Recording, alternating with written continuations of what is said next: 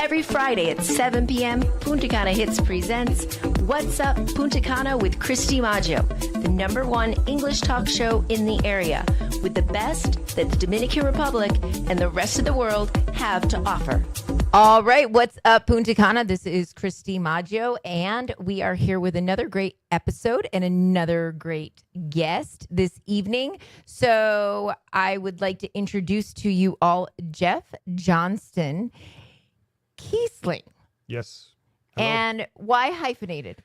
My mother was a feminist, is a feminist, I should say. So Okay. I've been carrying her name and my father's name around. Gotcha. So Yeah. it's been a bit complicated, but we were known as the JKs. Okay. So I'm Jeff JK to most Jeff people. JK. Yeah. That's okay. Now, in Italy, they don't change the women don't change their last name. Yeah, and in some countries, also in I believe in Latin America, there's a lot of countries where you keep your mother and your father's name. So it's not so unique here, but Right. growing up, it was rather unique in the U.S. So I'm interested in learning a lot more about you this evening. You are from the United States. You are a teacher. That's last time I checked, both of those statements were correct. Yes. So what brought you in to the teaching profession? Oh, that's complicated. Well, I mean, I grew up with teachers in my life. My mother was a teacher early in her career before she went back to school. I had aunts and grandmothers who were teachers. Oddly, no male teachers that I can think of at the moment. But yeah, the teachers were around, and I think I was very lucky in my early education to have some very inspiring, very competent, dedicated teachers. Not all of them were, but enough of them were to make me admire the profession quite a bit. So, did you go to school at the same school that your mom taught at? No. My mother taught mostly adults. Okay. Yeah. Because I went to elementary school, or my mom was a teacher, and I went to the same elementary school, and you just kind of get a very great appreciation for when you watch the ins and outs of what's being done every day. Right. So you're there when she comes home and she's frustrated after having a tough day, and you're there in the kitchen late at night when she's grading papers, and you see all of this. Yeah. Yeah. But it was a different time back then. Like, she would be grading paper. Like, nowadays it seems like kids need constant supervision even when doing homework. But I don't know about you, but when I went home at the end of the day, I just knew I had to do my homework. Yeah. And you opened the book and you did your homework. And from time to time, I would ask a question maybe, but now it's like coddling. Yeah. I mean, that was what you did after school. You came home and you fixed yourself a snack, and maybe you relaxed for a little while, but then the homework was generally done when mom and dad got home from work. And they would often, maybe not every day, but they would often check it. Yeah. So I knew it had to be done. And you didn't want ever to not have it done. Right. At least in my household. My parents were very serious about education. So Yeah. So take me back to we're going to go back to childhood here. So help us. Help me. You grew up in D.C. I grew up in Washington, D.C. Yeah. And what was the most significant moment that you can remember or think of growing up as a child, both elementary and high school? In terms of education, or just in terms of in general, that you feel that kind of shaped the character of or the person that you are today?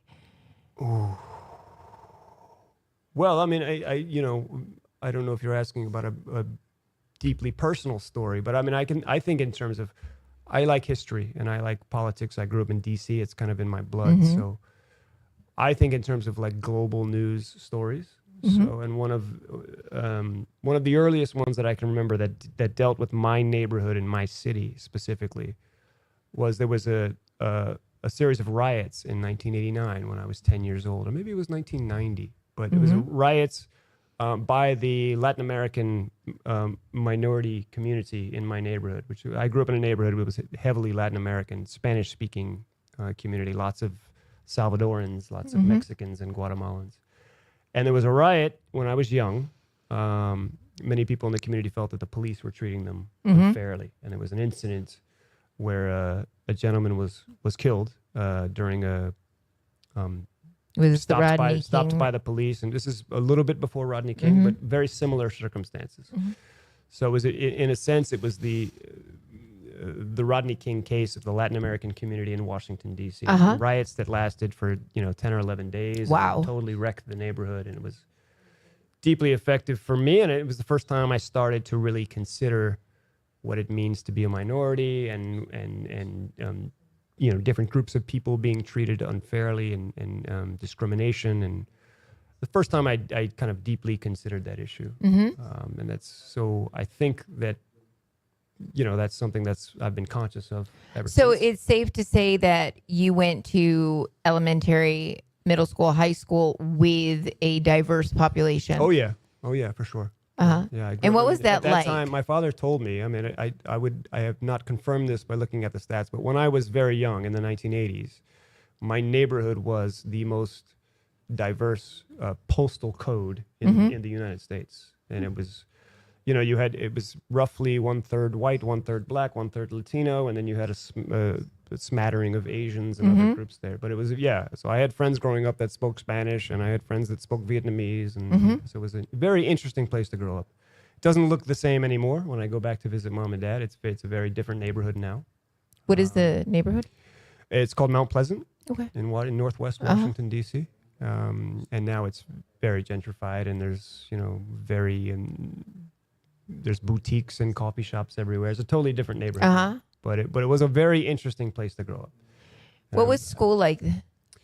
School was, my personal experience with school is that I liked it. I was I was not a top student. I wasn't a straight A student, but I enjoyed school, and I especially enjoyed subjects that I was into. I mean, I really liked English class and history class and geography class and science class. I had things that I was really interested in.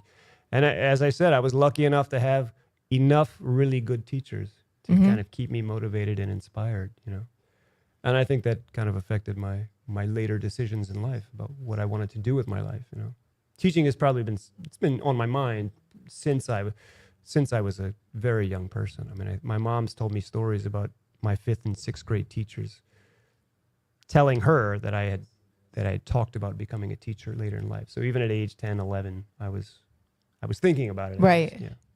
So. What as a teenager, we look teenagers then, teenagers now, and what do you feel were the things that you loved the most, and what do you feel were the challenges that as a teen were difficult for you from that age mentality? Oh, well, I mean, I think the biggest difference is probably the same thing that everybody my age thinks about, is that I had a lot of independent, unsupervised time as a young person, And I think that was great for me. And I think kids nowadays have much less of that. They are in the custody of an adult for their entire day, right? They're just handed from one adult, from one supervised activity to the next. And those free periods where you're just kind of hanging out with your friends and figuring out what's okay, pushing the boundaries, overstepping the boundaries from time to time. But that's when you kind of realize, how to behave and what's a proper thing to behave and what's dangerous and what's not dangerous. You have to kind of, as an adolescent, you have to test those boundaries. Yeah. And I don't think kids these days have enough of that. And that leads, I think, to some anxiety on their part. Young kids now are being told where to be and what to watch, pretty much their entire day. Right. And they're not figuring a lot of things out on their own, Yeah. Which I think Either that or they're completely unsupervised and right. and going about. Well, There's an adult there, but they're not how present are they, right. They're in the room, but they're not really paying attention. in the room. Yeah. And I mean, the big difference for me is I just remember in the 80s and 90s when I was a kid, my parents really had no idea where I was for large chunks of the day. Like I came home from school and I did what I did, but they were busy working and we weren't in constant contact. There was no texting and there were no mobile phones at that time. Right.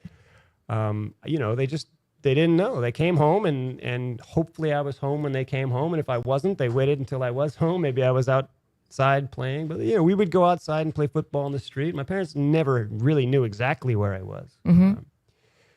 And so that's the big difference. Now, the flip side is that kids, I think our culture has grown to the point where kids have a lot more support, and they have a vocabulary through which they can talk about their feelings a lot more than... It's more acceptable. Yeah. For sure. Than when I was a kid. When I had issues as a kid, when I was anxious about something or worried about something or had some sort of self-esteem issue, I didn't always know where to go with it, and I didn't always feel like my parents were ready for that conversation. Whereas now the parents are much more solicitous and much more kind of in tune in some ways with how their kids are doing emotionally and psychologically. Yeah. We were just told to deal with it. Yeah. I went through much harder times than you. You can deal with this, and that's fine. Yes, I heard that a lot. Like my dad grew up, I won't say poor, but certainly not well off. Maybe you might say lower middle class, working class. And he had a father that just wasn't present in his life, was around and paid for stuff, but wasn't really a guardian in any sense. And some of that rubbed off on him. So my dad said, well, the life is tough, and you got to get tough before you deal with it. And there are some things that you got to deal with on your own. So when you graduated high school, you decided to go to study history, correct? Yeah, I studied history and politics in Fordham school. I went to Fordham eventually. I have a master's degree in history from Fordham. But okay, where did you go before? My undergraduate degrees were at the University of Illinois in Chicago. In Chicago. Yeah. And so you decided to go into history and politics. Yeah. Why? Well, I would say that's what I was interested in, but whether that's because I discovered a love of these things on my own, or because I grew up in Washington, D.C., and these were the conversations that I was having. My dad's a big history buff. We talked about history. I like the stories. I think it's much more interesting than the fantasy world. Of course. I would much rather watch a film about World War I than some superhero movie, which I can't really relate to. I know that people love these fictional stories. I read, maybe one novel every year, but probably, a dozen history books or biographies. It's just kind of what I'm into. I think the real world is fascinating enough. Of course. Yeah. Did you think that you would was it your intention that when you were studying history and politics that you would ultimately go into teaching with it? I heard that refrain quite often. Like my parents would say, well, what do you, they always, they wanted me to be a doctor or something of course. That, right? Doctor, lawyer, pharmacist. Yeah.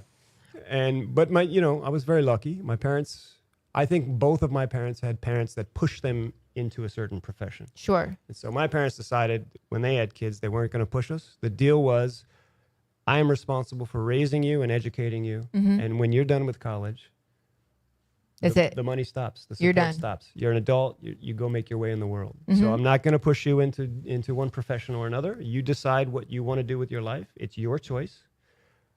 Don't ask me for money after age 22, You're done. Which I think was fair, Yeah. So that's how it worked. I studied what I was interested in, what I wanted to read about, and what I wanted to talk about. And when college was paid for, and when I graduated, I went out and I got a job, and I was on my own. And what was your first job? After college, because I'm sure that wasn't your first job. Oh. Job.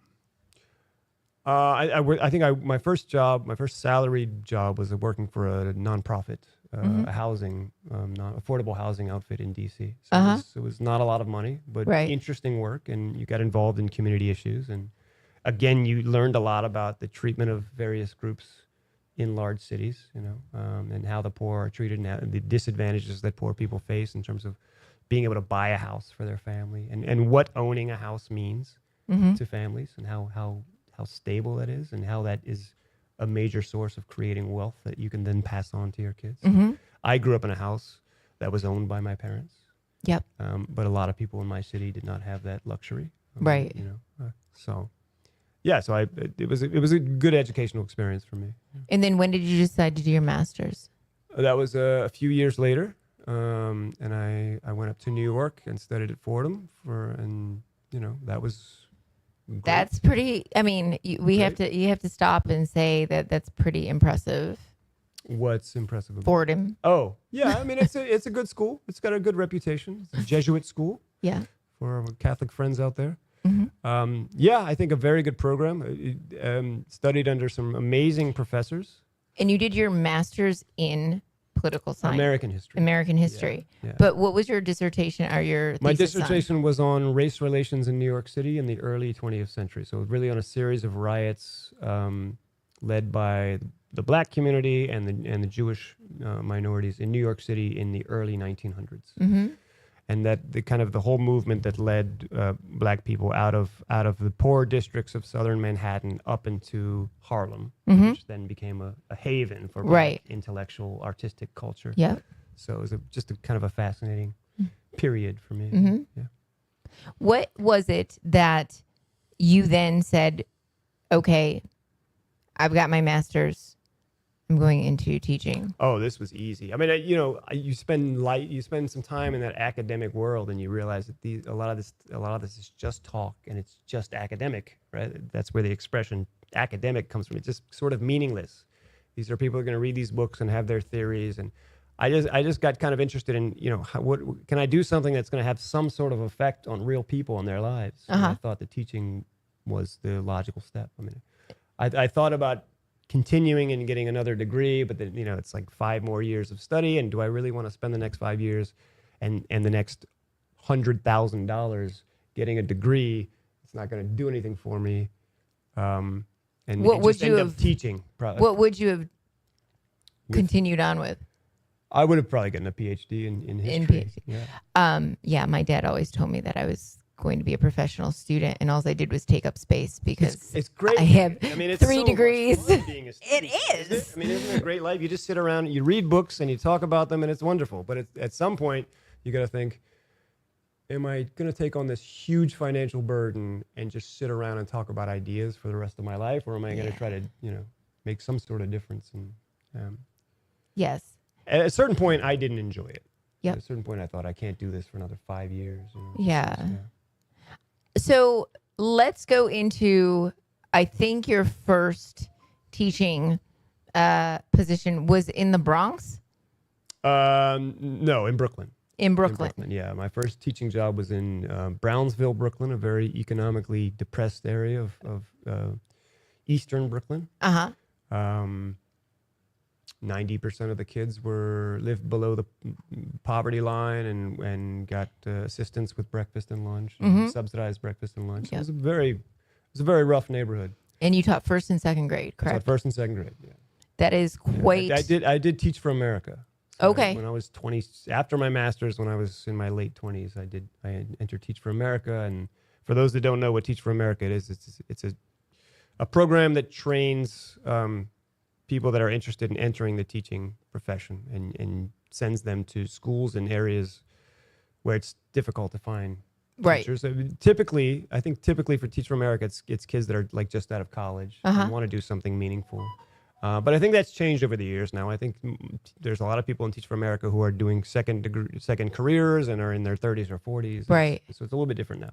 When I was there, I was one of the older people in my late 20s. Most of the people that I trained with were 23, 24 years old. Yeah. And so when you go through Teach for America, it then gives you a teaching degree when you earn your master's degree as you are teaching. So they give you 6 or 7 weeks of training. They give you some basic classroom management stuff and then they send you into the classroom. And those first 2 years, as you are the first year, second year teacher, you are also going to night school and on Saturdays getting your master's degree. I think that's the best way to do it. Yeah, I mean, I felt like I learned more in the classroom than outside. Of course, for sure. You always learn more in the classroom than outside. I've always felt that training programs for teachers are 2 years of theory and 6 weeks of classroom, like for those that are actually, in master's programs, like there needs to be more practicum. There needs to be more hands-on. And so I think reversing it and doing it that way is probably the best thing. I mean, I think I was people that went to the traditional route and got a master's, 2 years of study and got a master's, and then started teaching were just as green as I was with no real education when I started teaching. For sure. You know, I was they're no more prepared than I was walking into a classroom basically unschooled and everything, right?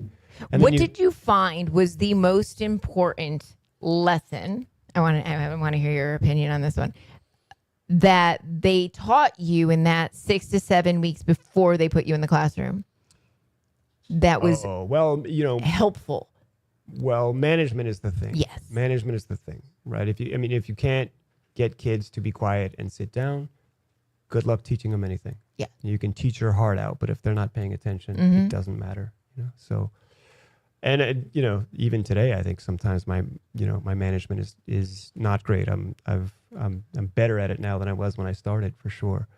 But that's still the struggle. Like, you've got to get kids to sit down and pay attention. Yeah. And it's only getting harder with social media, and kids are addicted to their devices. Their attention span is very different than it was, when I started teaching in 2008, that was just at the very early stages of smartphones and all of that, But kids are basically attached to their devices all day now. They spend sometimes 14, 15 hours on their phone, Yeah.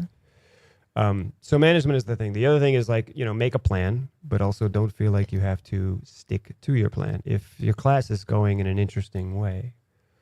And now that I teach English as a second language, I just think anytime kids are speaking English and developing those speaking skills and communication skills, don't interrupt them. So if you have a plan and then the class goes in a different direction, let it go there. Yeah. Don't get totally derailed. But if you don't meet all of your objectives and it doesn't go according to your plan, it's okay. The big idea is that kids are engaged. I wish more people would think that way than, usually nowadays, there's a lot of seasoned teachers, even non-seasoned teachers, that just walk in and wing it. And I'm like, no, you can't wing it. I'm just like, and it's awful. It's just like, how are you walking in? Like, they're going to eat you alive. And my saying that I got from a different person is like, fail to plan to fail, And so which is so true. Yeah. And at least you have the plan. Right. If it doesn't, if there's a different tangent, great. But if at least the plan's there just in case there isn't. Right. If you introduce the topic and then kids kind of there's a tangent, but the kids are engaged and they're speaking English and they're still kind of following the objective in their own way. Then let it go. It's okay to let it go. Yeah. Deviate from the plan if it's in a productive way, But do you have a plan? You do. First of all, it makes me the very idea of walking into a classroom without some sort of plan. Not everybody plans the same way. Some teachers will plan every minute of a lesson. Like this talking activity is going to take 12 minutes. And I don't do that necessarily, but walking into a classroom without a plan would just kind of terrify me personally. Yeah. I guess I'm a planner as a person. But also, like, another great phrase that I learned was, if you don't have a plan for them, they have a plan for you. Right. So if yes, they do. If you walk into a classroom and you don't know what you're going to teach, they're going to decide what class is going to be about. And it's not something that you're going to enjoy. So. And I think the other thing that you said is classroom management. I remember when I first started teaching, they ate me alive. Yeah, every young teacher has this experience. Because why? Because they always give you the worst classes. Yeah. That's part of it. To start for sure. with. For that is definitely one of them. And number two, I had no classroom management classes in college or wherever. I was actually grandfathered in. I didn't get a master's in teaching. So I was before No Child Left Behind started. You were an Italian teacher. Okay. Yes. So I had in a public school? So I got my degree. I had my certificate, all of that. I was able to test out of all of the prerequisite classes. And then because at that time I had already had a year of teaching without the degree, it grandfathered me into getting the license, the teaching license. But the thing is that, so I didn't take any of those other theory classes, which is fine. But when I went to I was young at the time. I was 21. Oh, wow. And so 22. And so here I am just slightly above high school age kids. You were teaching high schoolers? I was teaching high schoolers. Oh, wow. Yeah. Started with babies. middle, and then I went to high school. And then like they gave me all of the failures from the year before to teach. And I was like, what do I do? And so luckily I had an assistant principal that I went to her and I'm like, I'm drowning here. Like, I don't know what to do. And she sent me to all of these workshops and all of these different things. And I learned. She would come into the classroom and help me, to reel it in. And that was really important when you have somebody that invests their time and energy in you so that you could be successful. And then I ended up becoming the person that everybody would go to because my class always behaved. Yeah. And they were always on time. Yeah. And they were always the ones. So the greenhorn becomes the master. Yeah. Yeah, that can be really, if you're a young teacher and you just don't know what you're doing and you're putting, I remember those first years you're working 16 hours a day. And Yeah. You're just planning all the time and you're tired and you're hungry and you're, you have some bad days. Yeah, and of course. your management is terrible in those first years. And having an experienced teacher around that you can talk to, that will recommend certain guide things to you. Yeah. It's really important to have a mentor. Right. Yeah, mentor is the best word for it. Whether or not they are sort of, talking to you every day and scheduling regular meetings with you, or if they're just somebody that you can email and say, well, what do you think about this? Or can you recommend a book about this? How can I improve this? It's very, very valuable. Absolutely. In a way, we're like, you're still kind of a student at that point, right? And you need someone to just say, you're struggling right now, and I get it, right? It will get better, right? And just somebody that is sort of invested in your success, which is what we should be doing for the kids, So. And it's the experience too that, sometimes they just give you those tricks and hints of how to bypass the unnecessary things to make sure that your time is well spent in the areas that it should be spent in. Yeah, you probably learned more from this mentor of yours, and just from your experience in the classroom. That it wouldn't have made sense for you to go to school after having a year of teaching under your belt, right? There are tons of great. You learn a lot in those master's programs. There's tons of great professional development opportunities out there, but you're going to learn 85% of what you need to know in that classroom, of course. And nothing you're going to learn in the academic environment is going to change that. Do you find that now, you just coming from teaching again in DC, do you find that now the landscape of the teacher has changed in the sense of, and I'm saying it from the experience, like we would spend hours initially to make sure that everything was good. We did what we needed to do for our students to make sure that they were successful, for ourselves to be successful. And now there's more of I'm clocking in and clocking out. And if I'm not done, well, that's not my problem. Do you find that? Because I had a rough time with that last year. I don't know if that's like a shift in the culture of teaching. I don't know if I can say that teaching in general has changed that way. I think that there were always those teachers. Yes. And there were always very committed, dedicated teachers. And I think that's probably still the case. I don't know that we can say as teachers as a profession. I know that in America, for example, there's a shortage, and they're really struggling to find qualified teachers in a lot of places. And a lot of states have reduced their qualification standards.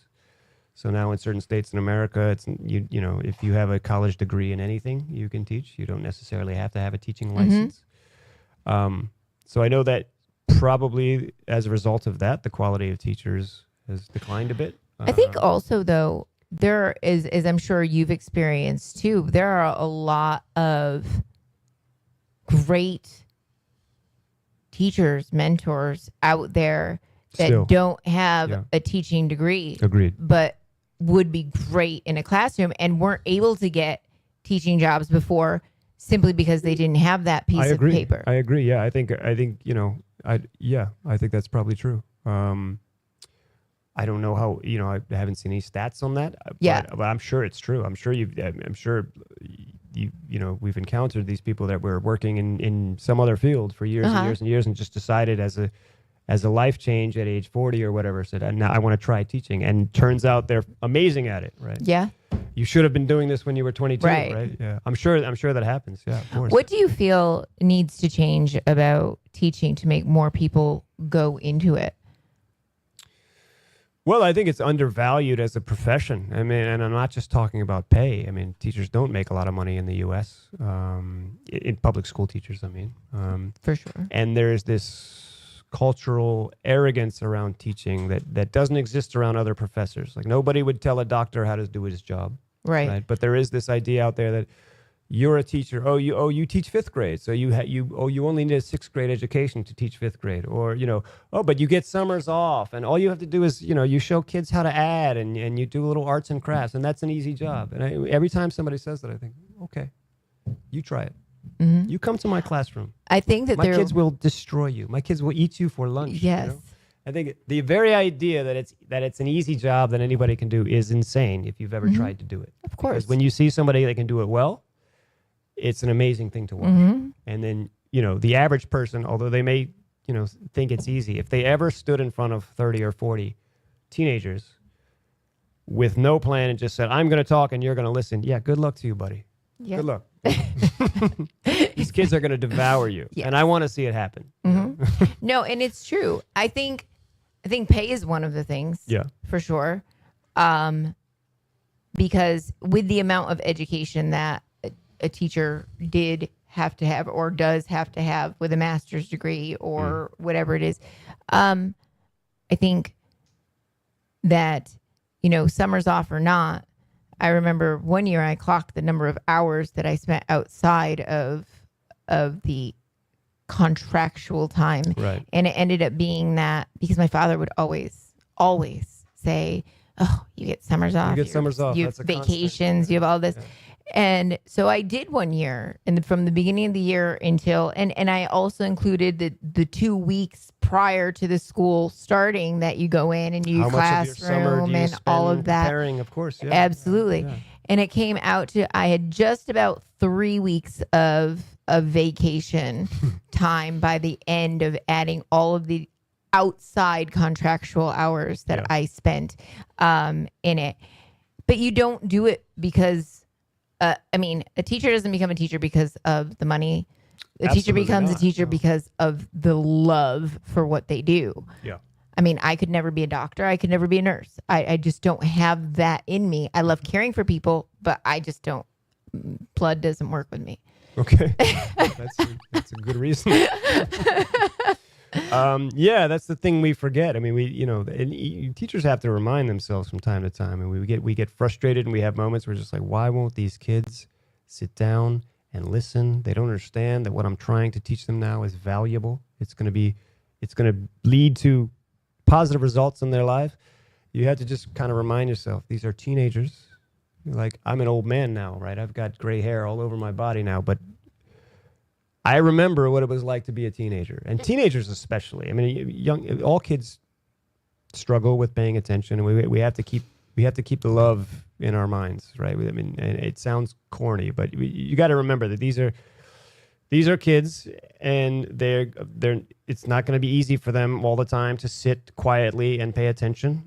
It's not easy for me at my age, right? But it's definitely not easy when your frontal cortex is not fully developed and you're 18 years old and you've got 1,000 other things on your mind about, what your friends have said recently and what you saw on the internet and the shape of your body and how insecure you feel about a million different things. So, and who knows what's going on at home? Who knows about if you had a fight with your mom last night? There's a million things that could contribute to someone misbehaving in a classroom.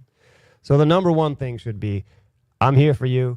I'm doing my best to make sure that you are successful in this. And sometimes I'm going to be really tough on you, but it's because I think you can do it.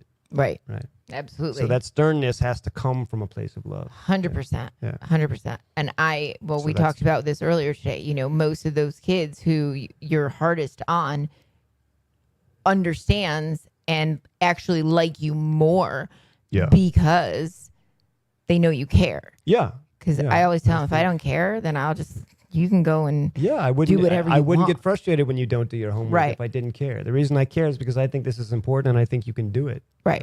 Yeah. And so let's look at the idea of traditional education system versus what young people need to be prepared for in the future. What are your thoughts on that? Well, I might disagree with some people on this topic. I mean, a lot of people are probably going to say that, you know, we're trying to train kids for jobs that we don't even know exist in the future, right? And there is, you know, there have been some fundamental changes. Kids are living, you know, the difference between a millennial now and me, a Gen X person, right, is much greater than the difference between me and my father's generation, baby boomers, right? I mean, the social media and smartphones have changed everything, right? It's just been it's a fundamental change. It's not the same thing that happened with television and other previous forms of technology. It has fundamentally changed the way that we live. So yes, education does have to change, but I believe in the basics. I mean, I believe that we've talked about this before. I'm a fan of writing, and it's not. I like writing and I like reading. But that's not why I think it's important. I think we have to force kids to learn how to write properly because it helps with their speaking, because we're talking about basic organization of thoughts and communication skills. So it's not about training them to be, professional writers. But I think the more time they spend sitting down and organizing their thoughts and putting their thoughts coherently into an essay or a paragraph, that's gonna lead to positive results in terms of their ability to communicate verbally. Right. So we need to teach kids how to do this. You cannot go through life without knowing that you punctuate your sentences and you start sentences with it. I mean, you know, you will have to communicate with people in written form throughout your life, no matter what your job is. But more importantly than that, you know, being able to structure a paragraph where you start with a topic sentence and develop an idea over the course of multiple sentences. And not simple sentences, but sentences that contain multiple clauses, right? This is important stuff. It sounds academic and stupid and passé, whatever, but I think it's very, very important. Well, and it's not because it's not because I like writing and I'm trying to train other people to be professional writers. It's because it's going to affect the way that they talk to others, and it's going to affect how persuasive they are, right? If you want to persuade people, you've got to be able to organize your arguments. If you want to be successful in life, you've got to learn how to speak to people in a persuasive way, which means you have to write down what you want to say to them and organize what you want to say to them. And if you're good at that, it's basically a superpower. Basically, I mean, if you can do that well, consistently, people are going to give you stuff for the rest of your life. People are going to give you opportunities. People are going to give you money. People are going to give you all sorts of advantages in life. I mean, you know, you're going to have friends. You're going to have...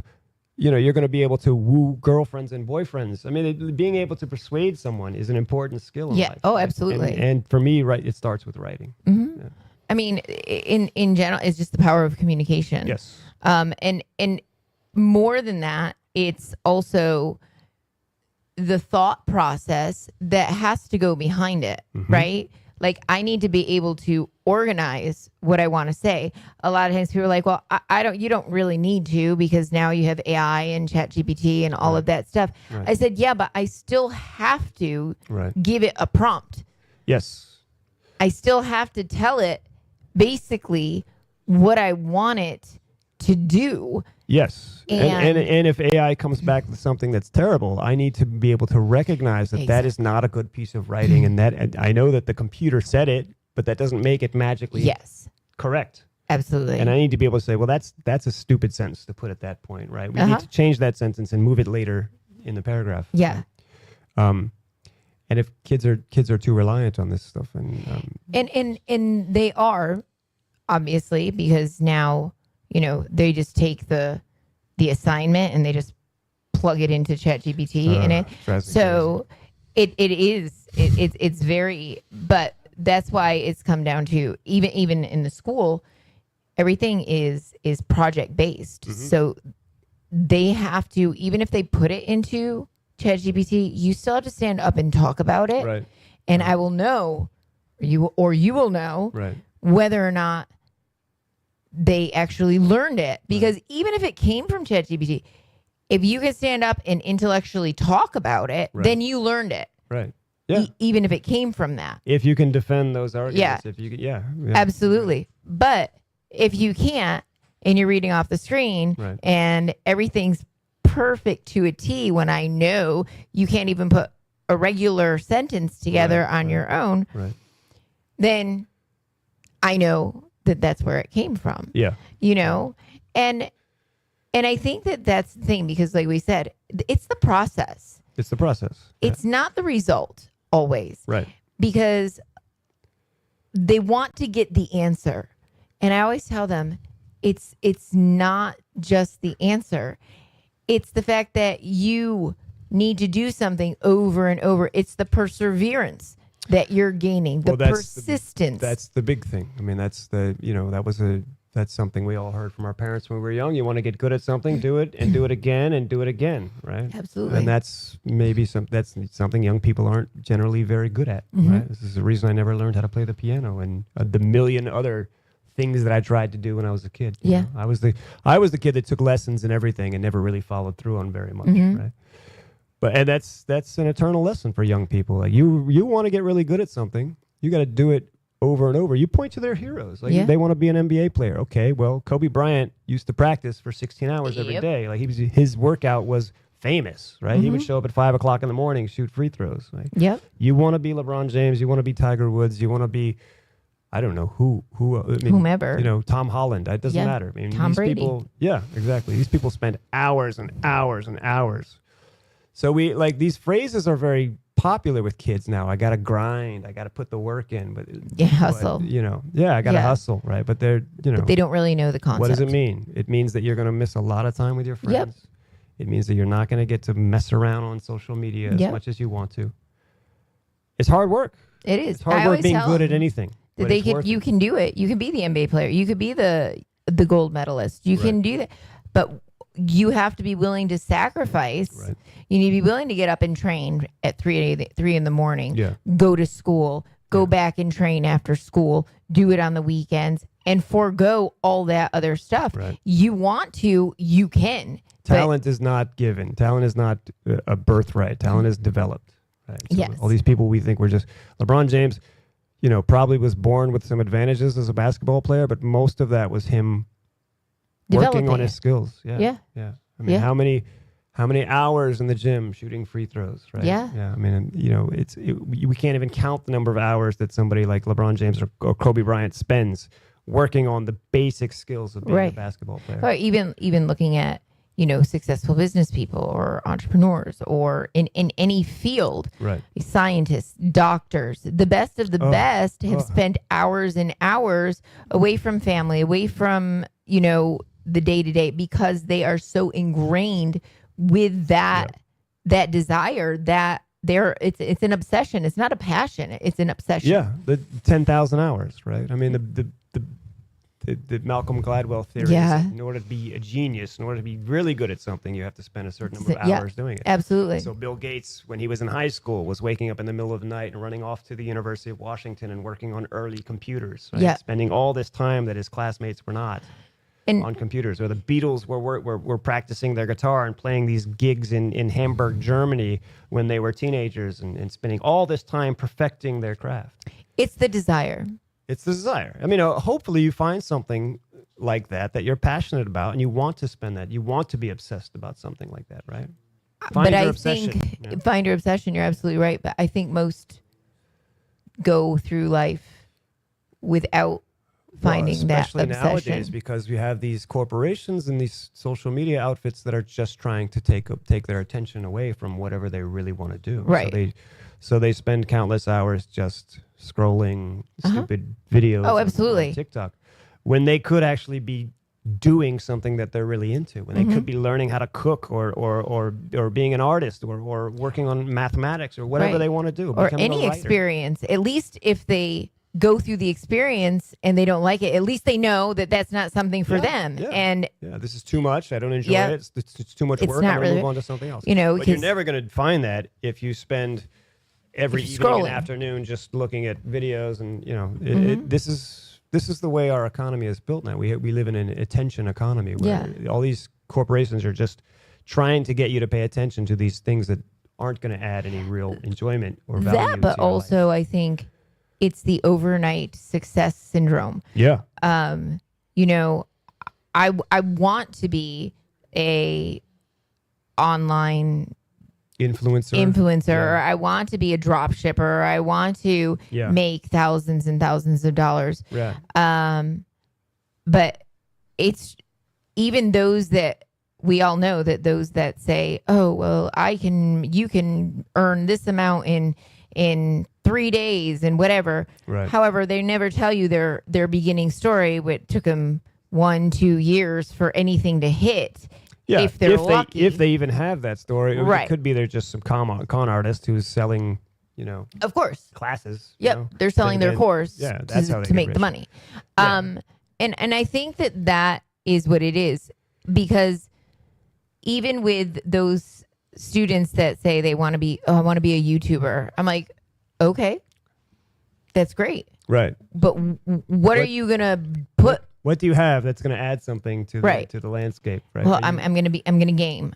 Okay. There's a million people doing that. Right. Yeah. But if that's what they really want to do and they don't care about the number of followers or the number of people, and that's something that they actually enjoy. Yeah. But if they're doing it with the idea of the money, most of those YouTubers, even Mr. Beast, like I tell them always, go and look at his backstory. It took him a long He time was at it for a long time to get him to that point. Yeah. And it was that one thing that hit. Right. But because he enjoyed the journey along the way, he didn't care really about how many people were watching his videos or anything like that. Then, yes, of course, but you have to love whatever it is that you're doing on YouTube before you even decide you want to be a YouTuber.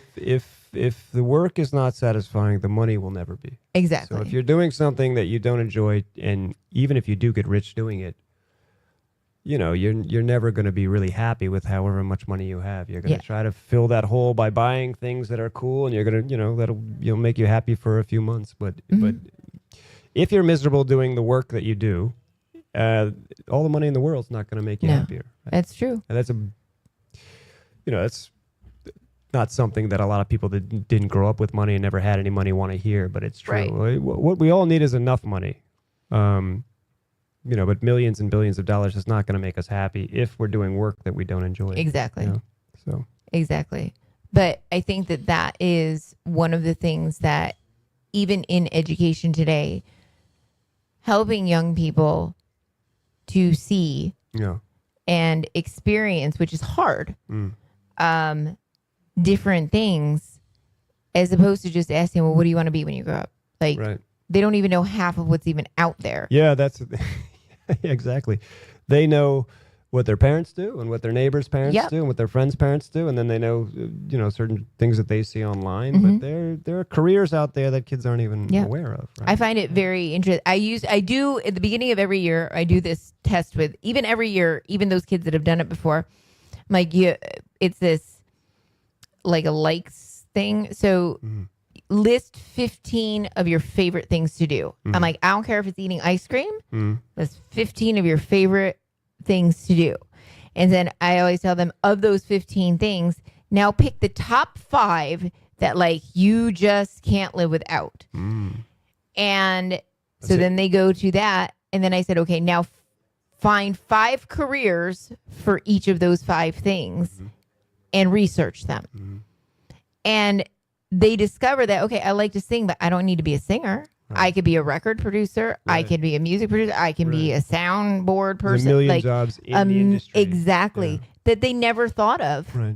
So that would make you just as happy as being the person with the microphone in their hand. Absolutely. An agent could be, backup singer. Who knows? Right. But there's so many things that they don't realize until you lead them to discovering it. Yeah. They're kids. They don't know how the economy works. There's jobs that people do that they've never even considered. Absolutely. Right? I mean, the adult world is in the global economy is such a complex thing. So there's, there's jobs that I've never considered before. Right?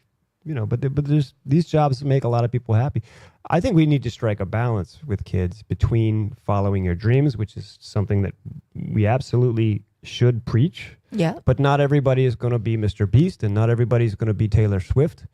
And I had a lot of dreams too. I wanted to be an astronaut, but it didn't work out for me. But we do need to balance that with a bit of practicality and say, the world needs competent people in all of these professions. We still need people who are engineers and people that fix things, and we still need people to deliver goods. And there's lots of jobs out there which are good, solid jobs which have a lot of practical significance in the world, which are important jobs, and we shouldn't sneeze at those jobs because they don't receive a lot of attention or they don't make us millions of dollars. Right? There are jobs out there that we need people to do. Absolutely. But I think it is, I may start out as, look at, I'm a great example. I started out as a teacher. I didn't even want to be a teacher. No desire. I was going to be an international businesswoman.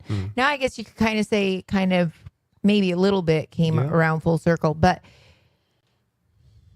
and then now I own my own school, right? Like, never thought that would be possible. Never in my wildest dreams. But I knew that I was good at teaching. Whether I liked it or not, it was the gift that God gave me. And I went with it. Everybody has a gift. Yeah. And so your gift might be electrician or might be plumbing or might be, but that doesn't mean that eventually you may not own your own company doing that or whatever it might be that goes through it, So, but I think everybody wants instant gratification. Yes. And that is the issue. That's the issue. But that's always been the issue with young people. And I don't think that's any different. I think that's a lesson that you and I probably heard when we were young. And I don't know. No? I don't know if it was as well, there may be a prevalent. difference of degree now. Like, for sure. I grew up, you work hard. Yeah. And you do a great job, whether you like it or not. Right. Because your reputation and your name is attached to it. Yes. And I think that that's really different than, I don't ever remember thinking that, oh, well, if I do this, what are you going to give me for it? Well, there's all these models in the world for young kids now of instant wealth and instant fame, right? The fame is another thing. Or rewards, something in return. Just pinning your happiness and your success to the number of people that follow you, that like you, that admire you. Young people listening to this, if there are any, you're going to realize very early in your adulthood that doesn't matter so much. What you want the respect of your peers, you want the respect of people in your profession who do what you do and maybe do it better than you do. But you want to earn their respect. But the respect of some guy on Twitter is not very important, and you're going to realize by the time you're 25 that it's a meaningless thing to stake your happiness to. Yeah. Absolutely. Unfortunately, that's the world we're living in. Well, this has been a wonderful conversation. Sorry if I went on too long there. No, not at all. Any last thoughts of your hopes for the next year now that you are here in the Dominican Republic? Hopefully enjoy this country a little bit, see as much of it as possible and surrounding countries, and make a difference in the classroom and have an experience that will personally be very fulfilling for me. That's why I'm here. I'm very happy to be here. So thank you. A little bit nervous to be on the radio, but thank you for inviting me. Right. First, get here. First 2 days, and you're right here. Yeah. So, are we done? Can I leave? We are done, and you can leave. Thank you, everybody, for tuning in this evening to What's Up Punta Cana with Christy Maggio. Until next time. Every Friday at 7 p.m., Punta Cana Hits presents What's Up Punta Cana with Christy Maggio, the #1 English talk show in the area, with the best that the Dominican Republic and the rest of the world have to offer.